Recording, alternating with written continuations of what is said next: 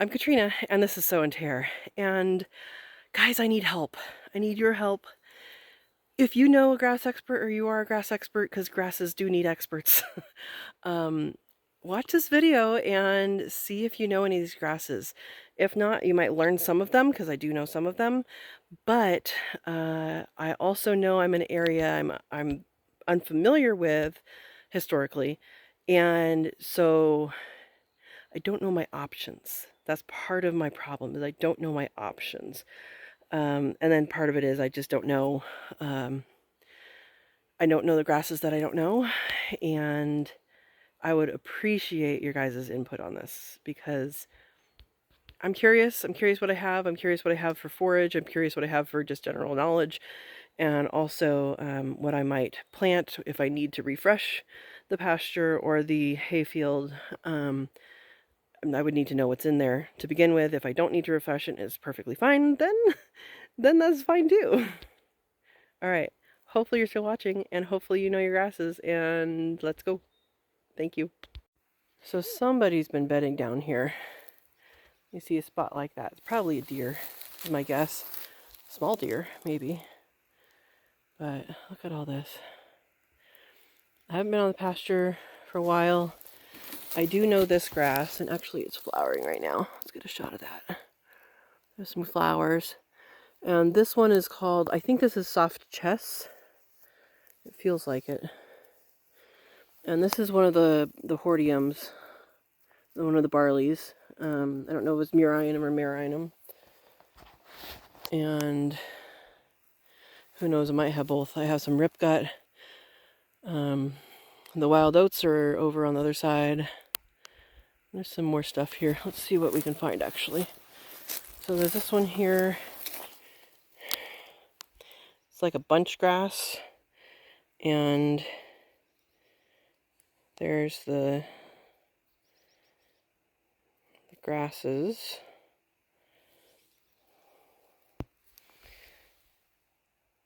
And then this other one is also a bunch grass, I think. Yes, it is. Also bunch grass. And has long leaf on it. But the flower head or seed head looks like that.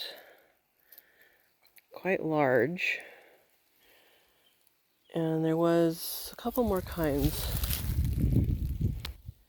There's actually quite a few grass species out here. I'm very surprised to see this many, because when I was out here before, I didn't think it was that many. So yeah, I was surprised. Oh, here's one more. So this right here is the ripgut, I believe. I believe that's what that is. Or actually, maybe not. No, because that's the same as this. And this one, the leaves have some, like kind of like ripgut when you go the wrong way. It kind of takes you with it. But the head is not the same. The seeds are not the same. So that's another one. Very cool. Oh, here's another one. These look like more singular and kind of falls all around. Lots of grasses. Okay, this right here is ripgut. Defining thing with this is it has these little barbs going this way. So if you try and move your hand down the seed area, down the awns, these awns are what the tip of this is called, then it will not let you go smoothly. It'll kind of go back. Let's get this in focus. So if you try and pet it, it will move basically, and you'll feel that. It's pretty easy to feel. Okay, here's another grass. It looks like this is the beginning when it comes out. I'm guessing these are all the same one. And then it starts to lean over. And then it looks like as it matures, it fully kind of makes a half shape. It has very thin leaves down here. Very thin. I haven't seen a whole lot of this grass, but that's basically the entirety of it.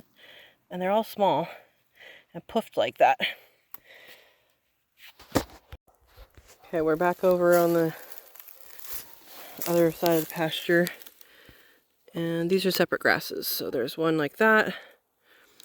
And this one has kind of like a, it's like it's not going to cut me, but it has that feeling. And it's very tight, at least right now.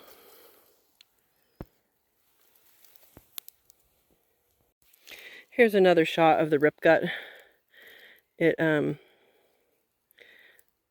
know, grabs you, but that one's pretty obvious. But look at all these grasses. There's so many different grasses here. So I can tell you, I do know this grass. This right here is a wild oat. It's an avena. And so I do know that one. That's very common. Very, very common. Non-native. This right here is soft chest, and it's in flower, which is pretty cool to see grass in flower. So I know those. This is a barley of some sort, a hordeum. I don't remember. I know how to tell difference. I just don't remember which is which. But the thing is, where I was, there was pretty much only two to choose from. And here, there may be more. So that's what I don't know. I don't know what I don't know. All right, this is plantain. There's a couple different varieties I've seen here. This is the first time I've seen it in flower here. They typically have a flower stalk like this. I've seen them where the flower stalk's like this tall, so it's just a different variety. And this is a very good plant to know. The leaves are always, always, always have these horizontal veins. So they don't come from the middle. They come all the way from the bottom, and they're horizontal. I meant to say parallel, not horizontal. Now this one you will want to know because it will take sting out of bites and allergic reactions topically. And what you do is you put it in your mouth, you chew it up, you save the juices, and you put the juices on the affected area. I know people that have been stung by wasps and have done this, and it took it right out. So they were feeling better in no time. So that's one that it's a weedy species. There's a species of it almost everywhere. And so if you learn it, we also have, I've seen like a shorter leaf that's more round here. And there's a bunch of different varieties, but it is identified by the leaf. And those parallel veins is the identifying factor. And then if you do see the flowers or the flower stalks, that's what they look like. And they can be fatter like this one, or they can be skinny and tall. And that's a good plant to know. All right, this one I've learned already. It's kind of on the tail end, but this is Poa bulbosa, or bulbosa. And each of these, oh, hi little bug. Each of these little things coming off, it looks pretty scraggly and rough. Those are actually not the seeds, but are individual little plants. So you can see those individual little plants.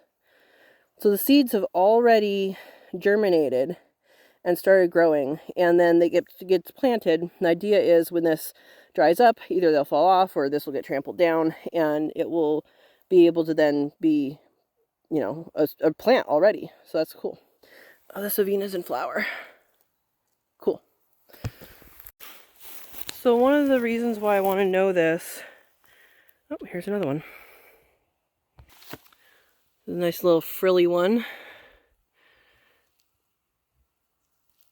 Looks like that's probably singular. Look at that. Part of the reason why I want to know all this is not just for knowledge, but I love to know what things are just for knowledge, is because I want to know how healthy my pasture is. I want to know what grows here, what grows well here will maybe grow well somewhere else in the pasture. So like there's a bunch of soft chest over here. The barley is in more shaded or wetter areas, which is to be expected. Oh, here's another one. This is the one I was looking for. Well, that one, not this one. This right here, this is the wild oats, and that is in the drier areas. I found the one I was looking for. I'm going to look more, but I think this is the last one I'm looking for that I know about. Maybe. But that is this one. And I don't know if this is a phalaris or not, but it's in flower right now. So, focus, focus. So flowers are drying up. But it's in flower right now. And these have, they're very small bunch grasses.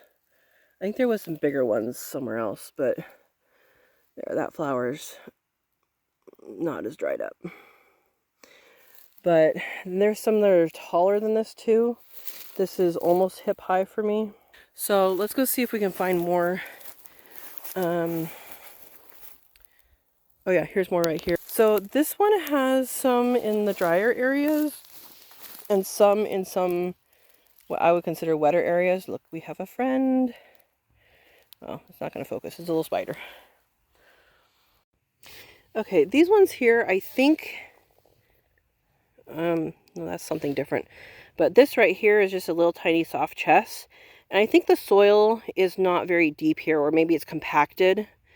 And that's why things are so small. But there is this. I'm going to pull it. So these are singularly. It looks like all the awns are on one side, which is interesting.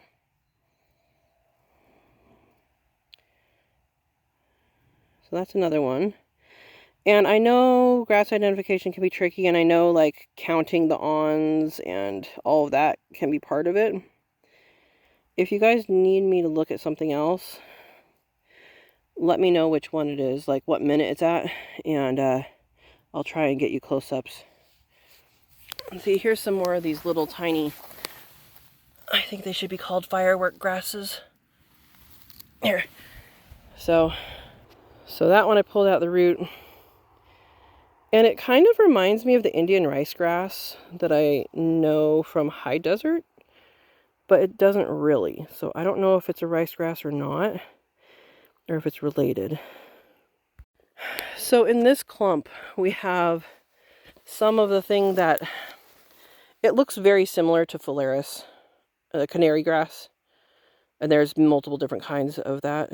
But it also has this one here. And I think the majority of it is this one. But it's pretty lush out here. So here's another one. Again, I think this is in a drier or more compacted area. So we have our soft chest, we have our avena, but then there's also this smaller one. There's some barley in here. But there's a smaller one that, let's see if it's the same as the other one or not. Yeah, it looks like it's the same. It has all, the awns are all on one side. And it looks like it's the same as what was just up the hill just a little bit. 1, 2, 3, 4, 5, is that right? 1, 2, 3, I think there's 6 awns per, I think that's 6. So I think I might be allergic to the Italian ryegrass in the Bay Area, California. So I don't think I have that here. I think I'm allergic to it. I don't know. I just know when it's flowering, I get irritated. And that started like a few years ago. That started. So anyway, just an interesting tip. So I don't think that's here because nothing is making me stuffed up, which is good. Okay, here's one more that, oh, I bet I know. Okay, so this one is dead. It's from last year. It does look like it's all on one side, like that other one was that had small ones, unless it was smashed. Oops, sorry. Unless it was smashed. I don't know, but I also don't know this one. But it does look like it's all on one side, just like those little teeny tiny ones. Now, can anyone guess what that clump is? I think I know. Let's find out.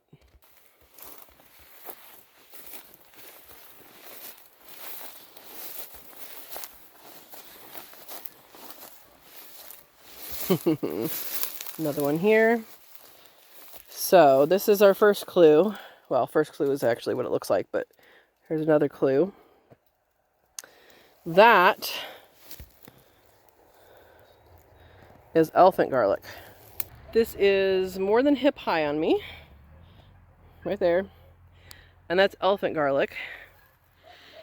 And this field used to be elephant garlic on one side and onion on the other. So, how long do you guys think this has been here? Probably since the 30s, maybe 40s. So, that's pretty cool. And it still tastes good. Okay, that right there reminds me of Smilo grass, but it kind of doesn't look like it. This one right there. I think it's probably this. And as it ripens, it falls over. I think that's probably what it is, but I don't think that's Smilo. I may have already recorded this one, this kind, but this is definitely a bunch grass. And it's very, very upright and tight. I don't know if that's the same that it's going to lean over, but right now it looks like that. The leaves are, is there a word for this where you can put your hand down it and it catches on your hand? Anyway, it has that. It's not going to cut me, but it does have that catching feeling. All right, this one might be different. It has purple. Do you guys see that purple? It's very purple. I only see one flower head here. Doesn't mean that's all there is, but that's all I'm seeing that looks like that. So, fun fact while we're out here looking at grasses in the evening, right next to me here is where I think the railroad was in years and years and years and years ago. Bat. Hi, Bat. That was a big bat. Sorry. So years and years ago, there was a railroad that went up the valley on this side through my property, and on the other side of the valley there was a flume that was on the way back. It was completely for logging. They would bring everything on the railroad, and then the flume would float the bat. A flume is basically, you guys know the log ride at Disneyland? It's basically that. It's a water conveyance system, usually raised, that floats logs towards their destination. So in this case, there was several mills, and it would go into town to the mills. So I don't know if you can see it, but this is the shallowest part. This is the lowest part, and we're going to look for grass over there because it is the most inundated part of the pasture. But you can see it kind of goes up, and then it's flat until about there, and then it kind of drops just a little bit. And I believe this stretch here is probably where that railroad was. So we're coming over here, right through there. So there's a little bit of history. And I would not have known that, except for the previous owner and the one before that told me. And also when I looked at easements on the property, there was a line there. It's not an easement, but there's a line on the map. And because I know the railroad went through, I'm assuming that's what it was. So this looks mostly the same. This is one of them that grabs you, like you can, it grabs my hand. It doesn't have any flower head on it. This is the one that I'm comparing to canary grass or phalaris. Well, I'm going to say it's probably related to that. It's a bunch grass. You can see there's a good example of it there. And this area here was inundated for a long time. You can see elk and deer prints in here. Algae on the top still in some of these places. But there's also this grass here. It doesn't have a seed head on it yet, but it's very thin. And what can I tell you about it? It's just thin. So it doesn't have the little barb things, like it doesn't push me back. It's just thin. So I don't know what that is. Maybe I'll catch the flowers. It still smells wet here. Like, it still smells like that algae smell here. So it's not squishy though. So it's just dampness, I think. And so those are my grasses. I hope you enjoyed looking at all these grasses with me, and I hope either you or a friend or a resource of yours you can forward this to and say, man, you have a lot of good grasses. I'm hoping they're all good. Ripgut, I don't particularly like. They get stuck in your socks and stuff. I mean, it's called ripgut because I don't know that it actually rips guts, but it can travel in your socks. It can travel on, like if your dog or a cat gets it in them, it can travel into them.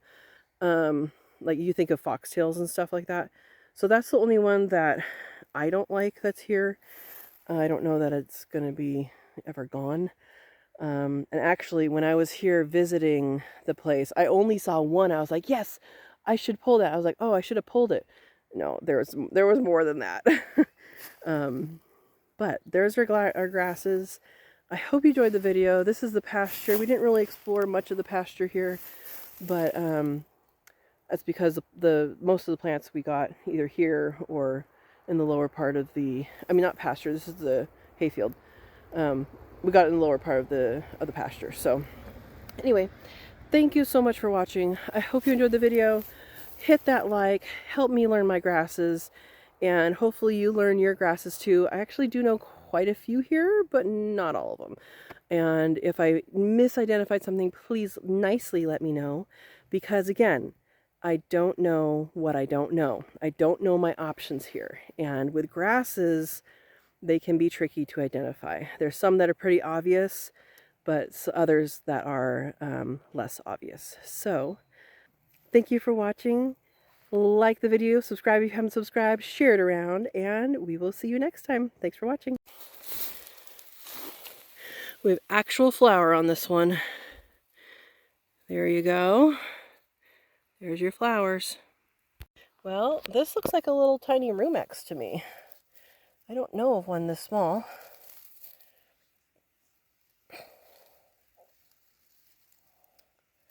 Anybody know? Oops. Anybody know? Well, in case you thought you couldn't be a tracker, look at that deer trail. You can see how wide their feet are and exactly where they've gone. How funny.